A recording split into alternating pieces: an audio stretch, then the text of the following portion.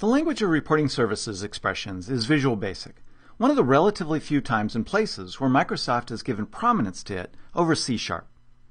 This means that you can use just about all of the VB language features in your expressions, which provides the possibility of a very rich expression syntax.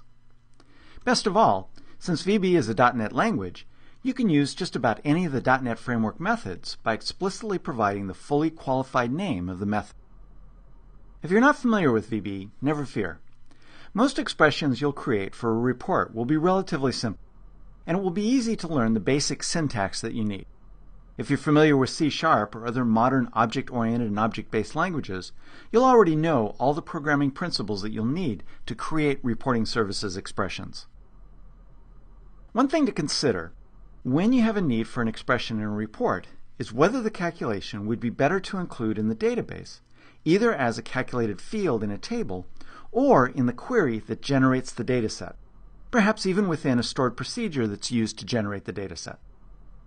A good starting point for making this decision is whether the expression is something usable only in a single report, or if it'd be useful anytime data in that table is accessed. And it's often useful to test an expression both ways to see how you get the best performance for a report, if that's a consideration, as it almost always is. Usually, you'll get better performance when a calculation is performed in the database, since SQL Server is tuned for data-based operation. Now, you're welcome to type any expressions you want to use in a report directly. But Reporting Services includes a convenient editor for constructing expressions, and it's called the Expression Editor. You can invoke the Expression Editor in various ways, in a lot of different places within the Report Designer. Probably the easiest way is to just go to a text box, right-click on it, and select Expression. So this option is available from the right-click menu for a variety of report items, although the order of the other things within this menu is probably going to vary, but you'll see this expression option quite often. Another place you'll find the option of using expressions is here within the Properties window. So you'll see it very often in the drop-down list for various properties. So for example, if I list all the properties for this text box in alphabetical order, you'll see that there's a hidden option here. Now this is a Boolean property, so as you expect, there are values true and false.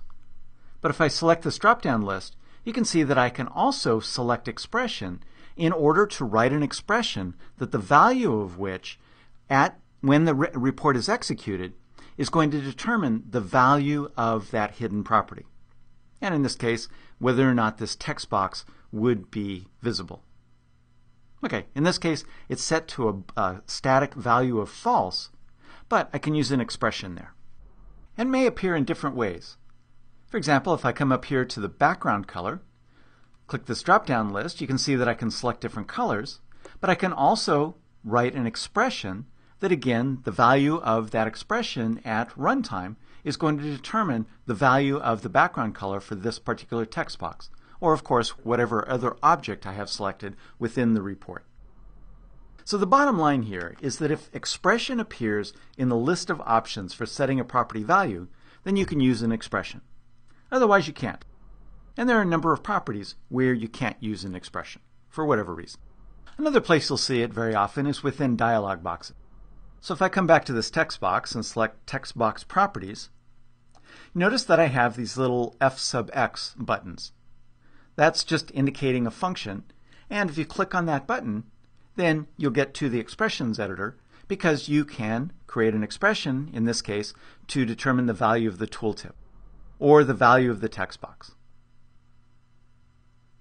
But notice here, you can't use an expression to set the name property of this text box, which kind of makes sense. It needs to be a static value so that the report knows which text box to reference if you reference this within another expression. All right, so you'll find a number of other places where you have the option of setting a property value using an expression. But the ones that I've just shown you are probably the most common places where you'll use this feature. But no matter which of the options you use, clicking the expression, links, or buttons will open the Expression Editor. Now Microsoft has packed a lot of functionality into the Expression Editor. to the point of sometimes causing confusion. So it's worth understanding how it works before charging ahead. Okay, so this report I have is company orders. It lists a number of orders for a particular company and some summary information about it. And the report's built with a table, which is of course a tablix, using grouped order information to display orders and order details by company. Now this text box here displays the ship to address for this particular order. And it uses an expression in order to concatenate together the fields of the address into a single string. So I'll go ahead and right-click on this and select Expression, and there's the expression editor. Now, the expression editor contains 5 panes. The code pane here, of course, is where you put the code. This is a fairly decently featured code editor where you create the expressions, and it comes complete with IntelliSense, statement completion support, and basic syntax checking. And then down here you have categories. This is a list of categories of expression parts that you can use. So these are the different pieces that you can use in order to construct an expression. You can certainly build the whole thing and type it in directly here within the code pane, but you can also construct it based on different selections here, different category of items that you'll find in this list. And then this item pane is either a further categorization of the type of item that you have selected within the category tree or a list of related items. And then there's actually 2 panes that can appear here. One's a description and one's an example. I don't really have anything selected at the moment, so it doesn't display either of those. But what's going to appear here is either a further subdivision of the category items and so forth, or a description with some sample usages. So as you can see, there's only 4 of the 5 panes that are displayed at any one time. So either the description or the example will be visible, depending upon the selections that you have within category and item. Okay, so I can come down here into Common Functions and select Aggregate Functions. That lists all of the aggregate functions that are available that you can use within an expression. And then this has the description example pane. And so what happens here is that it has a brief description and then it has some examples of its usage. And if there are optional parameters, then it'll display several examples showing you an idea of how to use it. They're not really very robust samples, but at least it gives you an idea of how to use the syntax. And so you can select different functions and find the one that you want. Another option here is the fields. So this is going to give access to all of the fields for the data set that's associated with this item. And so now the values pane appears. I don't think I mentioned that, but in this case it's a list of items to choose from for the selected category and item. Okay, so this is going to specifying all. More often all that you're going to see for this particular option. But then this lists all of the fields that are in that data set. And so then if I wanted to use product number, I could use that, put the cursor where I wanted here, double click on it, and that'll be inserted into that list. Or if I still wanted to type it, and I don't remember if it's product number or product no or product NUM or how it's spelled, I can use this as a reference. Okay, so you can take one of 2 basic approaches to using the expression editor. You can directly type expressions into the code pane, or you can build your expressions using the various panes in the lower half in order to select and then insert those items into the code pane. And you can also take a hybrid approach, which means interspersing typing into the code pane with selections from lists of fields and functions and so forth. In other words, make use of this editor however is most comfortable for you or works best for you. Okay, so I'm going to cancel this out, and I'm just going to randomly select a text box here that doesn't have anything into it. So I can show you an empty expression editor when you first open it up for a text box. All right, so the nice thing here is that as I type here and hit the bang, I get this IntelliSense. So it sees that I'm going to use the global collection fields, which is all of the fields within the data set. And so as soon as I hit the bang, it displays all of the fields that are available. And I can scroll around, scroll down, and select the one that I want. And just double click on it. And it'll insert it for me. Or I can also hit Tab if I'm continuing to type and use the up and down arrows. If you use Visual Studio, it's going to be, well, it's not quite as robust as IntelliSense in the code editors in Visual Studio, but it's pretty rich. So that's typing in the code. And as you see, you have IntelliSense. And sometimes it loses the cursor, so I find, unfortunately, more often than not, I need to use the mouse in order to get the cursor back in the right place. But then you can also use these panes down below, as I mentioned. So there's a few steps. You basically you position the cursor in the code pane where you want it to appear. Now, it doesn't have to be at the beginning. All expressions do have to start with an equal sign. But if I have a multi-line expression in here already, and I want to insert a function right in the middle of it, I can just put the cursor right in the middle where I want to insert that function. And then I select the category of item. And then, depending on the category that's selected here, the item pane is going to contain a second list of categories or the actual item. And so I can insert something directly from here.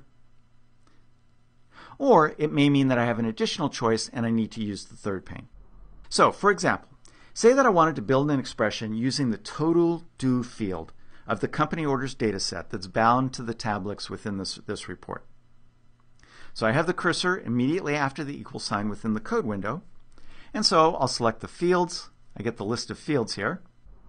And then I want the total due, and I just double click on it. And that gives me that full expression. And now if that's all I needed within the expression editor, this text box is going to display the value of total due when I execute the report for the particular row within the data set. And it's also important to see that I can't just reference the field name. I actually need to use the value property of that field, because different objects can have different properties. For a text box, if I want the value of a field, I need to use the value property. And if I forget it, then the report will execute but with an error. All right, then say that you wanted to round the total due to the nearest integer. So once again, I'm going to position the cursor there immediately after the equal sign and immediately before the fully qualified expression that identifies the value that I want to round. Then I can come down here into Common Functions, select Math. If I don't remember the name of the function, this can remind me. I can look through. It's not log, it's not min-max. What's the name of that? Oh, right, it's round. So I can see that, and then I can see some examples here. And I'll just double click on it and notice that two things happen. It inserts the function with the open parentheses, and then it also gives me this IntelliSense about the 8 different ways that I can use this. There are different parameters that I can use. So I can scroll down through this, hit the up and down arrows as well, and then I can come over here and enter the closing parentheses when I'm done. And if I wanted to use additional parameters, then that IntelliSense would continue to identify the type of data that I need to use for the next parameter, and it'll narrow down the list. And then hopefully also notice that when I put in the final parentheses, it got rid of that red squiggly.